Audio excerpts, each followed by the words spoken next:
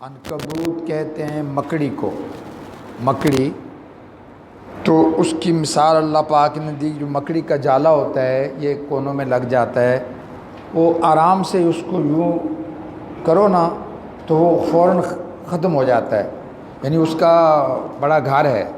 تو فرمایا دنیا کے جتنے بھی سہارے آپ سمجھتے ہو وہ سارے کے سارے مکڑی کے جالے کی طرح ہیں۔ فرمایا مجھ سے مانگا کرو، میں ہی تمہاری ضرورتیں پوری کرنے والا ہوں۔ اور پھر آگے اچھے لوگوں کی بات بتائی اور نبی صلی اللہ علیہ وسلم کو فرمایا کہ میرے پیارے حبیب آپ بھی یہ کام کریں اور آپ کی امت بھی۔ پہلا کام کہ تلاوت کیا کریں، قرآن پاک کی تلاوت کیا کریں۔ الحمدللہ بہت سارے میرے احباب جو بیٹھے ہیں یا میری بہنیں بیٹھے ہیں بیٹیاں ریگولر کرتی ہوں گی، زیادہ نہ ہو ایک صفحہ ہی بندہ پڑھ لیا کرے۔ آج کل تو چلو زیادہ بھی، لیکن عام دنوں میں ایک رکوع پڑھ لیں، کوشش کریں، کیونکہ اللہ پاک اس پہ بہت راضی ہیں۔ نمبر 2 فرمایا آج کی ان باتوں میں کہ نماز قائم کیا کریں۔ نمبر 3 فرمایا کہ وَلَذِكْرُ اللَّهِ اکبر، اللہ تعالیٰ کو یاد کرتے رہنا بہت بڑی بات ہے۔ اور اللہ تعالیٰ کا ذکر کیا ہے؟ سبحان اللہ چلتے پھرتے کہیں، الحمدللہ کہیں، درود شریف پڑھیں، استغفار پڑھیں۔ یعنی نبی صلی اللہ علیہ وسلم کی یہ عادت مبارکہ تھی کہ آپ کی زبان مبارک ہر وقت اللہ کی یاد سے تر رہتی تھی۔ ہم بھی یہ کوشش کر لیں، جہاں بھی جا رہے ہیں آ رہے ہیں بس اللہ کے ذکر کرتے رہیں، دعائیں مانگتے رہیں۔ تو یہ اور فرمایا چوتھی بات یہ ہے کہ اے انسانوں آپ جو کچھ بھی کرتے ہو، میرے 2 فرشتے بیٹھے ہوئے ہیں آپ سب کے کندھوں پہ، وہ ہر چیز نوٹ کر رہے ہیں۔ جیسا کہ آج کل آپ کیمرے سے ڈرتے ہیں یا کسی اور چیز سے بڑا احتیاط کرتے ہیں یا ریڈ لائٹ آئے تو رکتے ہیں، اسی طرح ہمیں یہ بھی چاہیے کہ ہمارے یہ بھی ایک تصور ہو کہ اللہ پاک ہمیں ہر وقت دیکھ رہے ہیں، تو اللہ سے ڈرتے بھی رہیں۔ آگے چل کے سورۃ روم ہے۔ روم آج کل اس کو اٹلی بھی کہتے ہیں، اٹلی۔ تو 2 گورنمنٹیں ایسی تھیں نبی صلی اللہ علیہ وسلم کے زمانے میں کہ ان کو سپر پاور کہا جاتا تھا اس وقت کا۔ ایک ایران کو، اس کا نام تھا فارس، ایک روم جس کا نام ہے اب اٹلی۔ یہ 2 ملک ایسے تھے کہ اس فارس ایران کی بھی بہت سارے ملکوں پہ حکومت تھی، اس کے انڈر بڑے ممالک تھے۔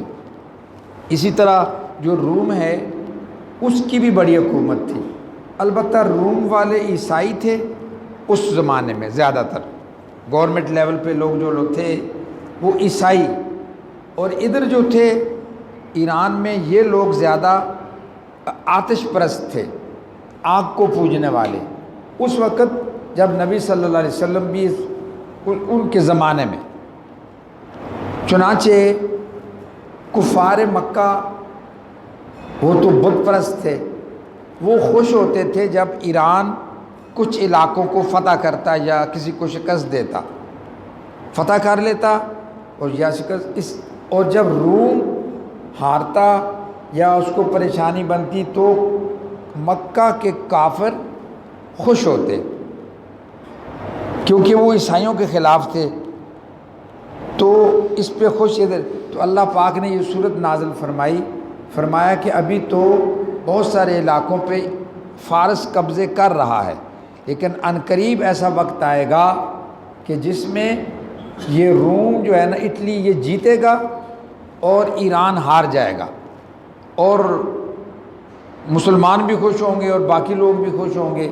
اچھا، اب جب یہ بات ہوئی آیتیں نازل ہو گئیں، ذرا اندازہ کیجئے اللہ کتنے بڑے ہیں۔ یہ پریڈکشن دے دی، ایک پیشن گوئی دے دی اللہ پاک نے، اور نبی صلی اللہ علیہ وسلم کی زبان مبارک سے۔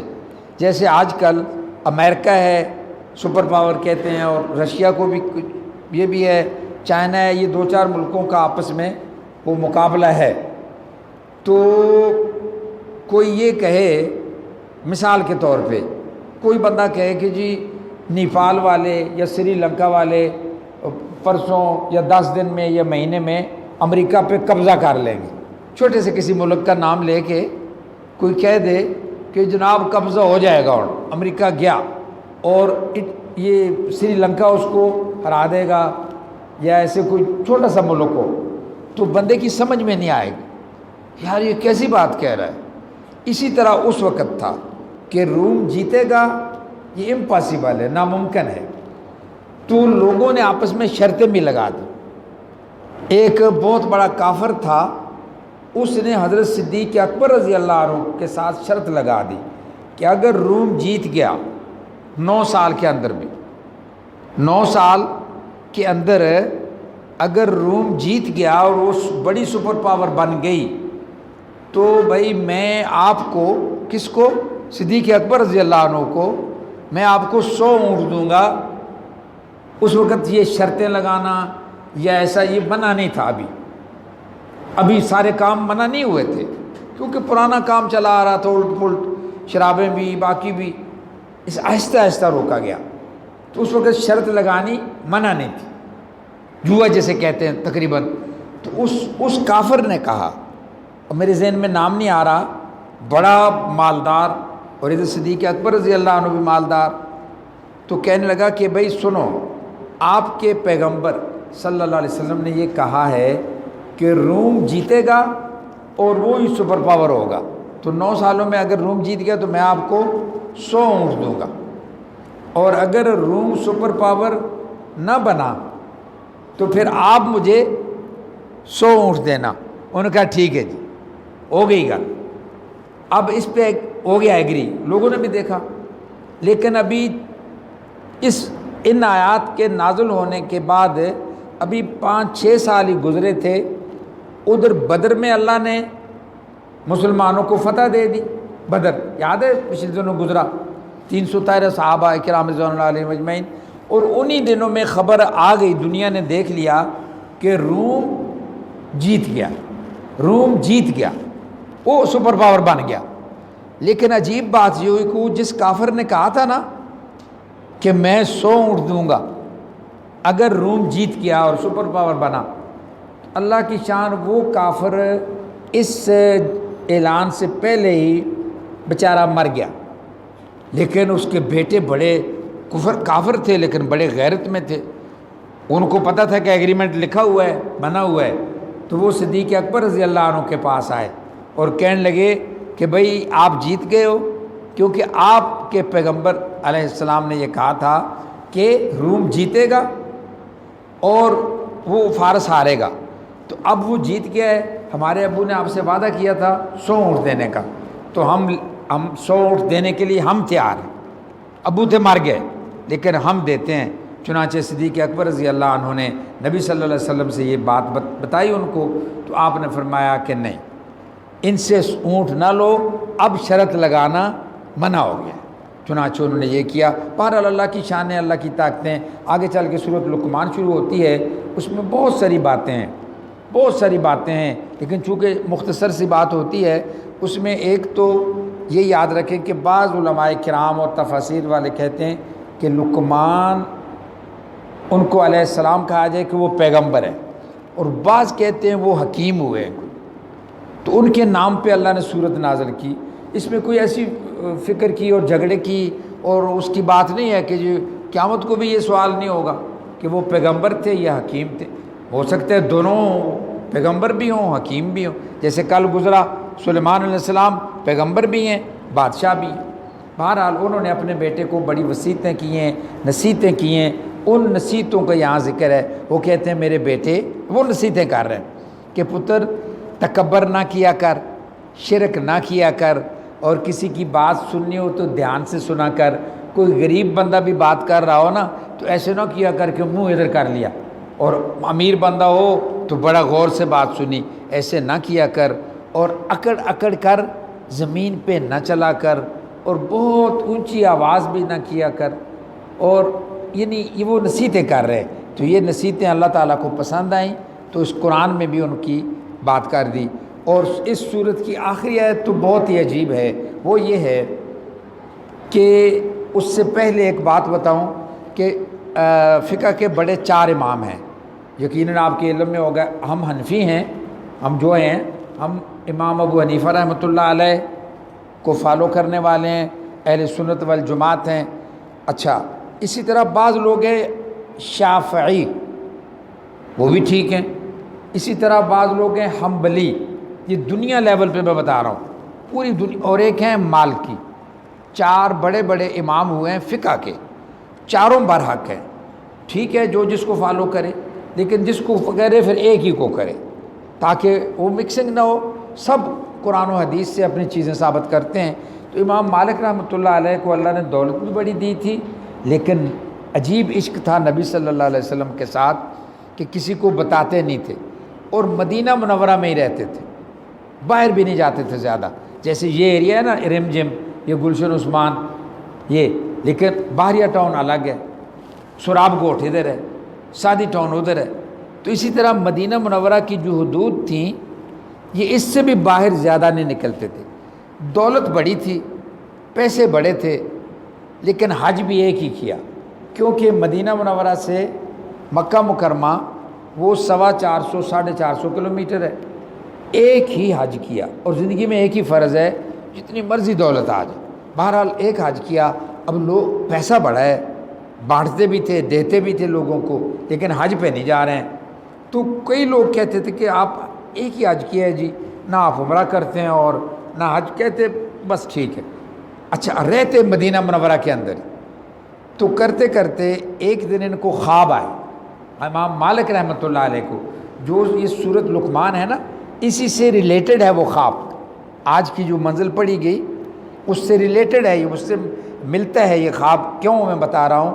کہتے ہیں کہ خواب آیا ان کو، اور خواب میں دیکھا نبی صلی اللہ علیہ وسلم کی زیارت ہوئی، تو ان سے عرض کیا، یا رسول اللہ صلی اللہ علیہ وسلم، میں نے حج ایک ہی کیا ہے، میں ہر سال حج کر سکتا ہوں، عمرے کر سکتا ہوں، سب کچھ، لیکن میری ایک تمنا ہے، میں کسی کو بتاتا نہیں ہوں، میری ایک وش ہے کہ میری موت مدینہ منورہ میں ہی آئے اور قبر بھی ادھر ہی بنے۔ قبر نبی صلی اللہ علیہ وسلم، چونکہ مسجد نبوی میں آپ کی قبر مبارک ہے، حضرت صدیق اکبر ساتھ ہیں، حضرت عمر فاروق ساتھ ہیں، اور یہاں سے نکلو وہ سامنے جنت البقیع ہے، مدینہ منورہ کا قبرستان۔ تو کہتے ہیں کہ یا رسول اللہ صلی اللہ علیہ وسلم، میرا دل ہے کہ میری موت بھی یہاں ہو اور میری قبر بھی یہاں ہی بنے، اس لیے میں ادھر ادھر نہیں جاتا ہوں، سارے سفر ختم، سراب گوٹھ تک بھی نہیں جانا، باریہ بھی نہیں جانا، سادی ٹاؤن بھی نہیں جانا، امروہہ بھی نہیں جانا، پر جانا ہی نہیں کدھر، ایتھے ادھر ہی۔ تو یا رسول اللہ صلی اللہ علیہ وسلم، بس ایک درخواست ہے کہ مجھے یہ بتا دیں کہ میری عمر کتنی رہ گئی ہے باقی، یہ خواب ہے، میری عمر کتنی رہ گئی ہے۔ تو نبی صلی اللہ علیہ وسلم مسکرائے اور آپ نے اپنا ہاتھ کھول کر 5 انگلیاں بتا دیں۔ یہ دیکھیں، آپ کو تو نظر آئے گا، میری بہنیں بیٹیاں بھی سمجھیں کہ میں نے ہاتھ کھولا ہوا ہے، 5 انگلیاں سامنے آ گئیں۔ تو آپ مسکرائے اور کچھ فرمایا نہیں، صرف مسکرا کر اپنے ایک ہاتھ کا اشارہ کر دیا، یوں 5، یعنی 5، تیری عمر کتنی رہ گئی ہے؟ 5 رہ گئی ہے۔ خواب ختم۔ اب جب اٹھے ہیں تو بڑے حیران، دل کو اور پریشانی لگ گئی کہ یار ایک ہی بنیا۔ اچھا، یہ بھی سنیں کہ جس کو نبی صلی اللہ علیہ وسلم خواب میں نظر آئیں، واقعی نبی صلی اللہ علیہ وسلم ہی خواب میں آتے ہیں، لیکن ہر ایک کو نہ بتایا جائے، جس کو نظر آئیں، یہ بہت ہی اونچی بات ہے۔ بہرحال انہوں نے دیکھا صبح کہ شاید پتہ نہیں 5 دن رہ گئے ہیں، 5 گھنٹے رہ گئے ہیں، 5 ہفتے رہ گئے ہیں، 5 سال رہ گئے ہیں، 5 مہینے، سمجھ نہیں آئی۔ لیکن خواب کا بھی علم نہیں ہے، فقہ کے بڑے امام ہیں، لیکن اس دور میں ایک بہت بڑے امام تھے، وہ فقہ کے تو بڑے امام نہیں تھے، لیکن خوابوں کی تعبیر کا ان کو بہت پتہ تھا، لیکن تھے بڑی دور۔ اپنے ایک شاگرد خاص کو بھیجا کہ جاؤ ان کے پاس جاؤ، وہ خوابوں کا علم جانتے ہیں، یہ اللہ جس کو دے دیں۔ تو کہا کہ ان کو بتاؤ کہ ایک بندے کو خواب آئی ہے، اور خواب میں نبی صلی اللہ علیہ وسلم آئے ہیں، اور اس بندے نے یہ پوچھا ہے کہ میری عمر کتنی رہ گئی، تو میرا نام نہیں لینا، کیونکہ وہ بھی جانتے تھے ان کو۔ ایک بندے کو، تو پھر پوچھنا کہ اس کا کیا معنی ہے۔ جب یہ پہنچے بتایا، انہوں نے کہا انج نہیں، خواب یہ ہے کہ بندے کا نام بتاؤ، پھر میں بتاؤں گا۔ کہتے ہیں جی نہیں، واپس آ گئے۔ کہا جی وہ تو خواب کی تعبیر نہیں بتا رہے، اس کی میننگ، اس کا مطلب نہیں بتا رہے، تو بندے کا نام۔ فرمایا چلو میرا بتا دو جا کے۔ جب بتایا، دیکھو پھر انہوں نے کہا کہ ان کو بتا دو، میرا سلام بھی کہو امام مالک رحمۃ اللہ علیہ، اور ان کو یہ بھی کہو کہ نبی صلی اللہ علیہ وسلم نے آپ کو یہ بتایا ہے کہ سورۃ لقمان 21واں پارہ، اس کی آخری آیت وہ پڑھو ذرا۔ یہ آج میں نے بتایا نا، آج کی آخری بات اس تفسیر کی یہ ہے کہ سورۃ لقمان کی آخری آیت، تو اس وقت ان امام نے کہا کہ جا کر کہو کہ سورۃ لقمان کی آخری آیت پڑھ لو، تو اس میں اس کا جواب ہے۔